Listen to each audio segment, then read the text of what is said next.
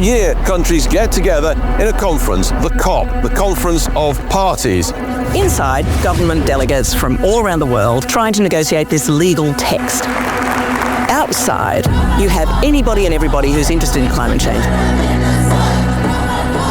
Na nossa região está acontecendo muitas coisas que não tinha acontecido antes.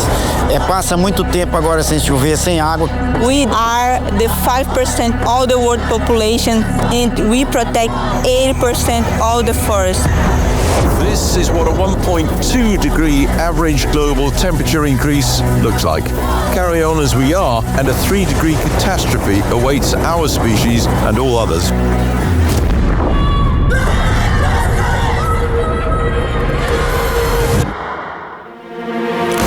You, the parties, now stand before the eyes of the world, entrusted with the decisions needed to promote the effective implementation of the Convention. Leaders from around the world gathered to form what would become the Kyoto Protocol. The agreement called on industrialised nations to cut emissions by an average of about 5% by 2012. Decided. Le Paris pour le climat est accepté. 2015, history in Paris. Their promises when it comes to helping the poorest and most vulnerable was one area where little progress was made. Developed countries have turned up here and have refused to commit to a legitimate process. Our future is being robbed from us. You might as well bomb our islands instead of making us suffer only to witness our slow and faithful demise. We finally reached an agreement in Paris, and we have failed to respond. Now to the COP28 climate conference and efforts to address global warming. Leaders have gathered at the COP28 climate summit in Dubai. عندما التزمنا باستضافة COP 28 التزمنا أيضاً بجمع العالم لكي نتحد. Our grandchildren won't be asking what we said. They will be living with the consequences of what we did or didn't do. Make this COP a game changer. كان من المهم بالنسبة لنا أن نبني الثقة والزخم في وقت مبكر من العملية، ولذلك كان من المشجع رؤية الطموح العالي الكبير من قبل جميع الأطراف في بداية اليوم الأول للمؤتمر. I declare His Excellency Dr. Sultan Ahmed Al-Jaber elected President of the 28th session of the Conference of the Parties. Every nation, every sector, and every one of us has an urgent and an immediate role to play. We must ensure that this COP delivers consensus. We have no time to waste. Let this be the COP where we deliver on our promises from the 100 billion to loss and damage.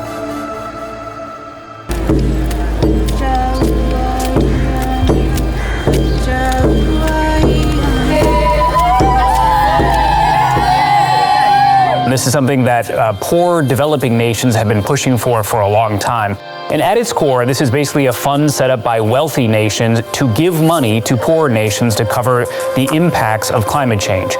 There's been a lot of talking for the last 28 years, and it's time for action. And what we want is funding. Loss and damage really speaks to the heart of climate change. If we can't solve for that, how can we solve for some of the bigger issues? And I think that that's why it was so important to deliver that and to deliver it so powerfully at COP.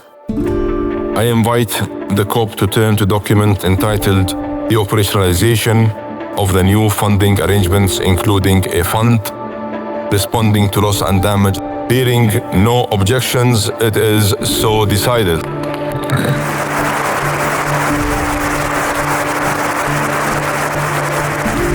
The United Arab Emirates will contribute $100 million to the pot, along with other countries. COP28 climate summit is kicking off in Dubai today. Officials have agreed on a loss and damage fund for natural disasters. Like the government of the United Arab Emirates, the German government stands ready to kickstart the new fund with $100 million. The UK is delighted to announce up to £60 million for loss and damage. Japan pledges $10 million.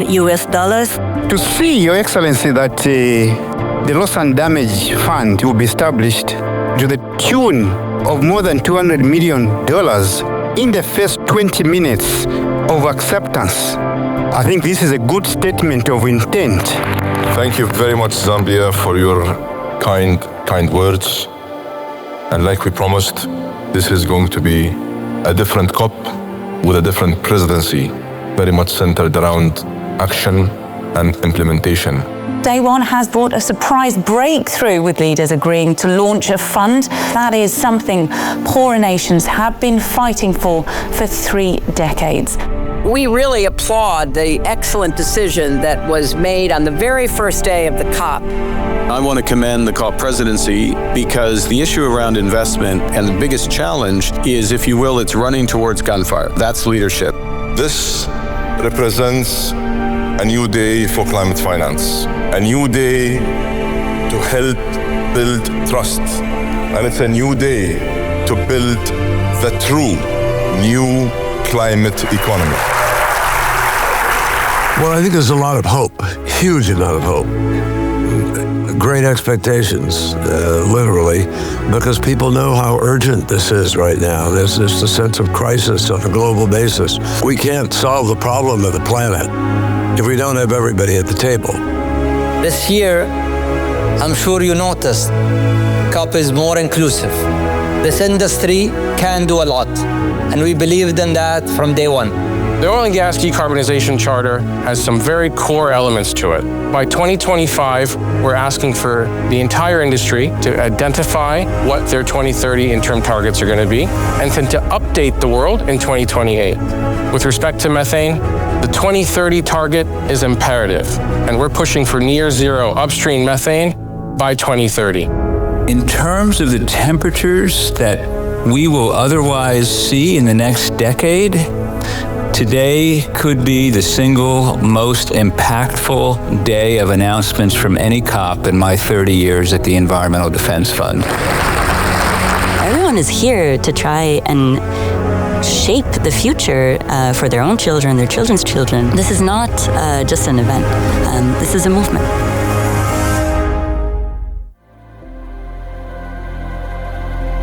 At COP28, we are anchoring nature as an existential ally to address climate change and advance development, especially for and with Indigenous peoples and local communities. This is the first time that COP had this amount of youth involved and included. We must recognize the common language we must speak of, and it's one of unity, of inclusion, love, and empowerment. Getting center stage for food and ag, having a day dedicated for food and ag at a COP is historic in itself. I think something special is really happening here. I will stay focused on delivery and maintaining this momentum until we land the most ambitious response to the global stocktake.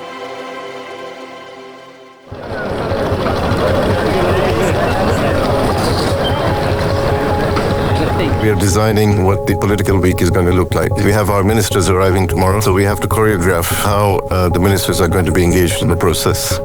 So all of that needs to be put together now.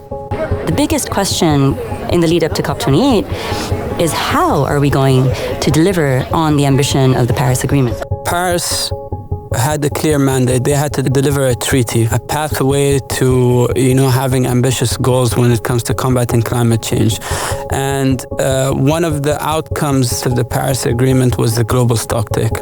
The importance of the global stocktake is that it will be an outcome that assesses what parties have been doing so far since the Paris Agreement, what are the gaps, and how do we get to our 1.5 goal The global stocktake is the engine of the Paris Agreement. Its purpose is to ensure that we meet our targets. Sadly, our starting point is clear. We are not on track.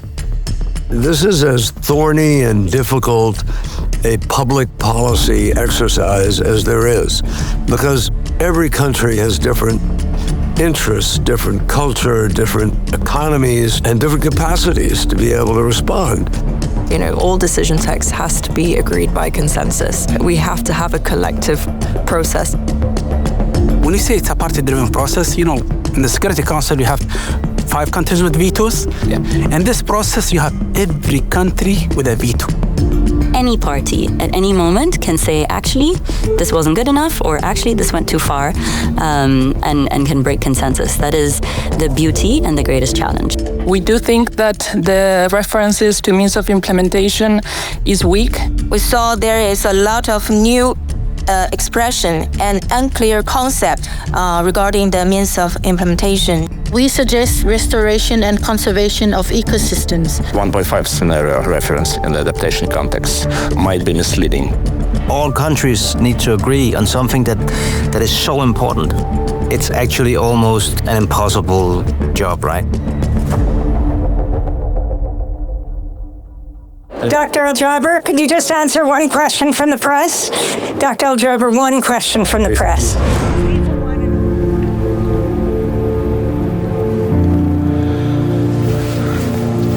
Look, I realized very early on that this was not going to be an easy task. There were moments where I honestly lost my sleep, thinking, okay, this is not necessarily going in the right direction. So I had a conversation with my team, and we came up with the idea of conducting the Majlis. Allow me to start by first saying Assalamu alaikum. That is exactly how we start our Majlis setting. I hope that this setting is going to give us the opportunity to focus on us coming out of this discussion with a set of understandings that will allow us to create the necessary solutions to bridge our gaps.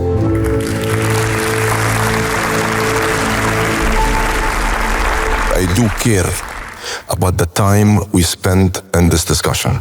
We need to chin up and look at each other, and to have a proper and direct conversation. Mr. President, you talk about speaking from the heart. So I'm going to do that. By 2040, if nothing is done, then the Marshall Islands will be forced to relocate people. They will have abandoned their home, and of course the bones of their ancestors will be swept under the waves. What I would encourage everyone to do is not look at it in terms of what your head says. Explore your heart. Put yourself in the position of Bangladesh, in the position of Tuvalu, in the position of the Marshall Islands. It is only when we have empathy, it is only when we are able to put ourselves in the shoes of someone else, it is only when we feel what they feel, that is when we will get progress. Now the question is, of course, who has the power and where is the power that allow us or not to take decisions, certain decisions. When our president said last year that he was not going to sign new exploration contracts, the peso devaluated next week. Then the credit rating agencies came to our finance minister and said, we're going to downgrade you because you are putting on the line the resources that pay for your debt. This is the peace project of our time. The power comes from the heavens. It drives the weather systems. It belongs to everyone. It exists in every country, in every continent, in different form. I absolutely agree with my Colombian colleague, Susanna, what you say. It needs a complete change to the global financial architecture. That's no small task we have. Unite, act, and deliver. That's what we need to do in the next 2 days. Thank you. It's the first time ministers were so open and so unrestrained about what they were talking about.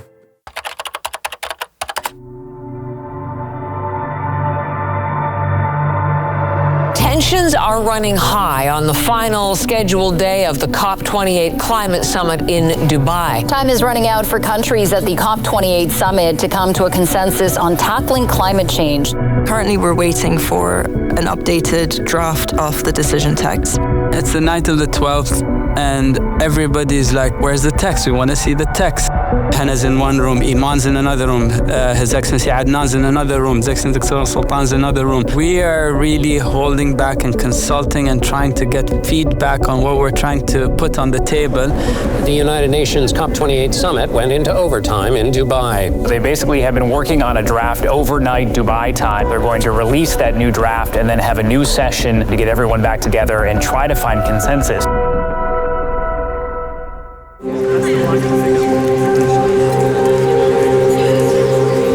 When you're sitting on the podium and you're proposing the adoption of an intergovernmental treaty-based decision where the stakes are very high, anything can happen.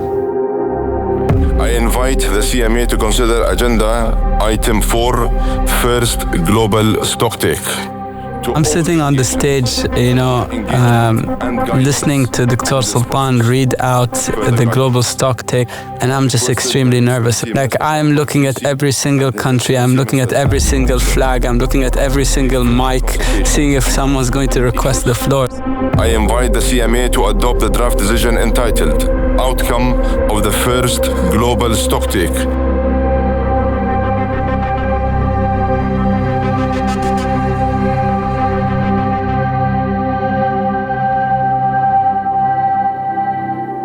Hearing no objection, it is so decided.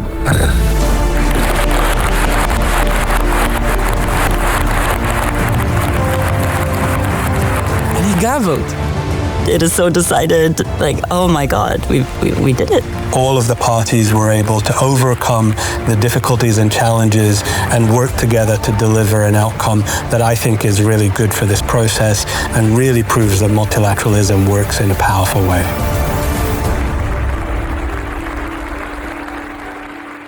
Breaking news overnight, a historic breakthrough at COP28. A new global deal on climate change has been approved by almost 200 countries. History has been made at COP28 in Dubai. The deal is done. A deal has been reached. I promised a different sort of COP. A COP that brought everyone together. And we delivered world first after world first. We operationalized loss and damage and started to fill the fund. We mobilized more than $83 billion in new financial commitments. A global goal to triple renewable energy and double energy efficiency. Declarations on agriculture. Declarations on food. Declarations on health. It is an enhanced, balanced, but make no mistake, historic package to accelerate climate action. It is the UAE consensus. To His Highness Sheikh Mohammed bin Zayed Al Nahyan, the President of the United Arab Emirates, I hope we made you proud, sir. Dr. Sultan, are you proud of what you've achieved, Justin? Can I shake you by the hand? Sir, thank you. I very much appreciate your offer. No, thank you, and well done. Thank you. This has been a very rich experience for everyone. نجح اتفاق الإمارات التاريخي في توحيد الجهود وتغليب المصلحة العالمية المشتركة على المصالح الفردية للدول وتعزيز جهود المجتمع الدولي لتحقيق النمو والازدهار للبشرية بأكملها.